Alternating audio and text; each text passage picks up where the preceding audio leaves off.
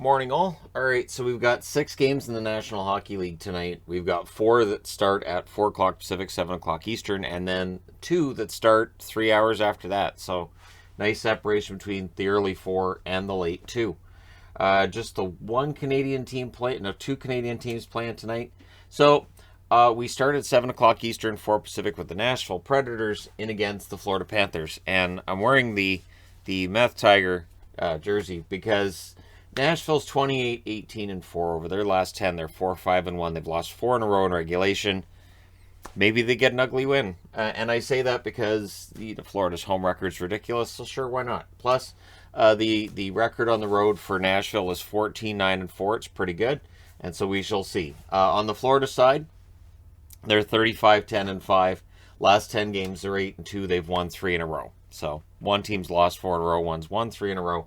And at home, Florida's 23-3. This is the first of 2 meetings between teams that shared a division last year. The second and final meeting will be in Nashville on April 9th. Also at 7 Eastern, 4 Pacific, the Toronto Maple Leafs in against the Columbus Blue Jackets on December 7th. Toronto won that meeting 5-4. We'll see how it goes tonight. Toronto needs to bounce back from what was an ugly loss against Montreal. They're 32-14-3 with that loss. Over their last 10, they're 6-4. They have lost 2 in a row. Away from home, they're 14-9-2. On the Columbus side, they're 25-23-1, and it feels like Columbus has kind of turned things around. They're 7-3 over their last 10. They've won 2 in a row.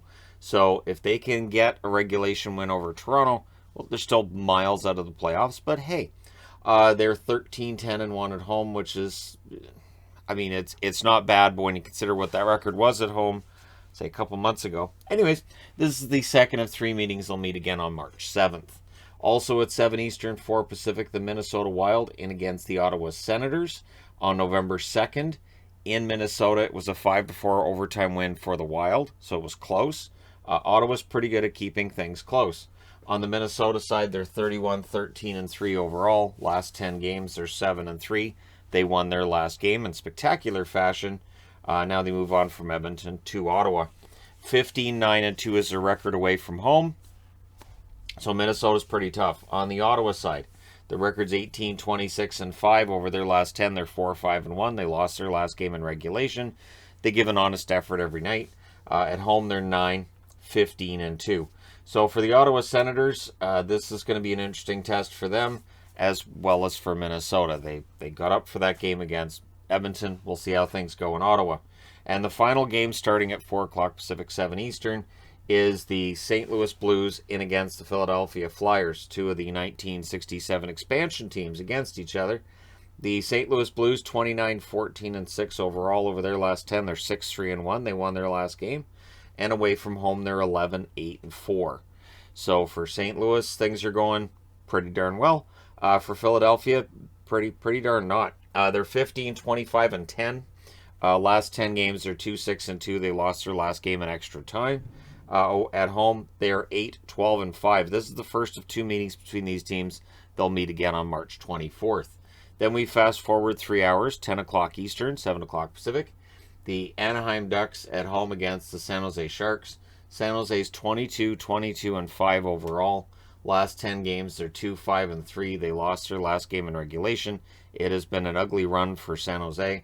Away from home, they're 11-11-2, and maybe getting into it with Anaheim, a fellow California rival, maybe things go better for them.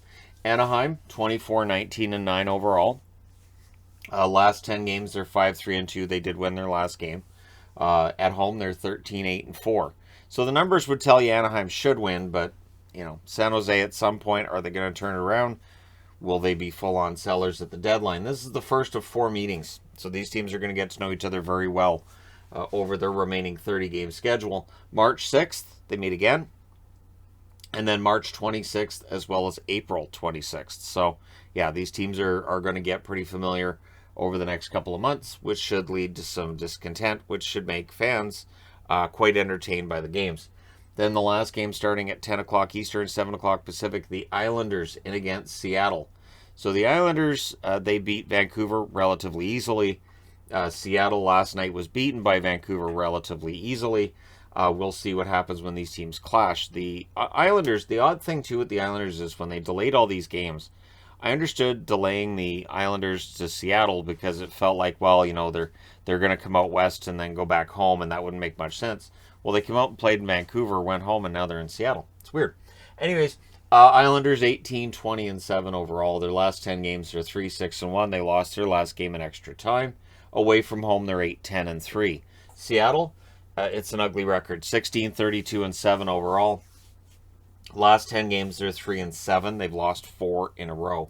At home, they're 9, 16, and 2. So for Seattle, it's been a very rough go. You have exactly 30 games left before this season is done, and then Ron Francis sets about the work of fixing what went wrong this year. But let me know your picks in the comment section below as always. Don't forget to hit like and subscribe if you're browsing your way through. Just happened upon this video. Thank you guys so much for watching, for all your support. I will talk to you again soon.